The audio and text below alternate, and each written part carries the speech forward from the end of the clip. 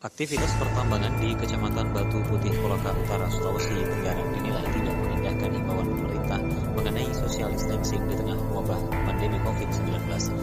Di tengah mewabahnya penyebaran COVID-19 atau virus corona di Indonesia, maka dalam hal ini untuk memutus mata rantai penyebaran COVID-19, pemerintah pusat maupun pemerintah daerah bersama-sama mengeluarkan himbauan agar masyarakat tetap di rumah selama pandemi.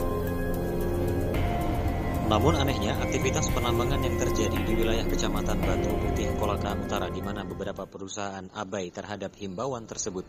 Bahkan akhir-akhir ini beberapa perusahaan masih tetap beroperasi di wilayah Batu Putih, Kolaka Utara. Di antaranya adalah PT Amin dan PT Raidili dan PT PAM. Mereka tetap melaksanakan pengapalan tanpa mengindahkan himbauan tersebut. Bahkan surat edaran pemerintah mengenai social distancing atau pembatasan sosial tidak dipedulikan sama sekali.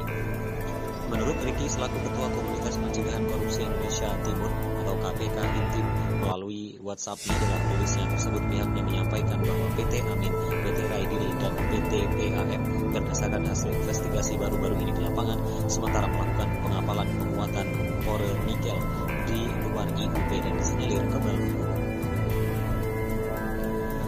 Pihaknya mengaku melihat langsung di lapangan bahwa penguatan yang sedang berlangsung yang diduga dilakukan oleh PT Amin dan PT Raidili Pratama dan PT PAM melalui JT PT Kurnia Teknik Jaya Tama yang berada di Desa Tetebau, Kecamatan Batu Putih, Kabupaten Kolaka Utara, diduga kuat ilegal.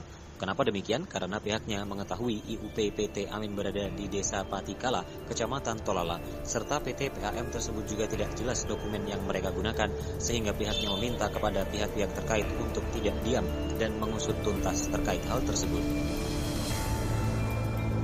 Ketua KPK Intim tersebut juga menjelaskan dengan geram bahwa pihak penambang ini sudah kepala batu karena beberapa hari yang lalu masyarakat serta beberapa unsur pemerintah se-Kecamatan Batu Putih telah mengadukan aktivitas perusahaan tersebut di DPRD Kolaka Utara, namun masih saja motor beroperasi.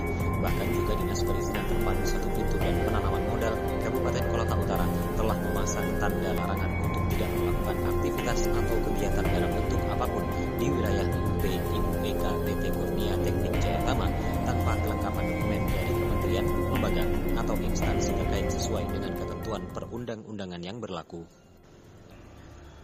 Bahkan Dinas PTSP PM Kolaka Utara sudah melaporkan hal tersebut ke Polsek Batu Putih maupun ke Polres Kolaka Utara agar segera menghentikan aktivitas pengapalan, yaitu pemuatan dan pengangkutan ore nikel di JT Kurnia Teknik Jaya Tama karena ilegal.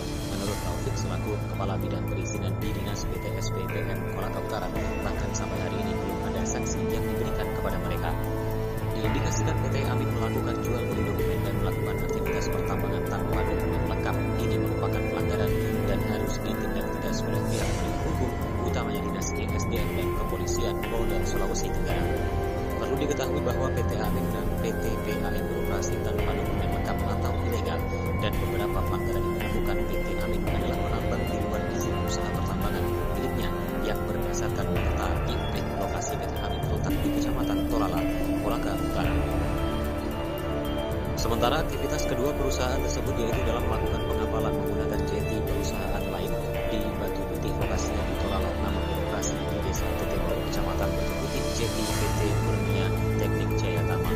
Belum lagi dampak lingkungan yang dirasakan oleh masyarakat sangat dirasakan saat ini, yaitu terlihat pencemaran lingkungan dan pemukiman warga serta baru-baru ini air lumpur dari gunung mengalir ke jalan umum milik Balai Jalan Nasional yang dapat juga mengganggu aktivitas pengguna jalan atau mengganggu pengendara yang lewat yang bisa mengakibatkan terjadinya kecelakaan disebabkan jalan licin dan berlumpur. Musri Adila Susua, Pria Sakti, JKTV, Kolaka Utara, melaporkan.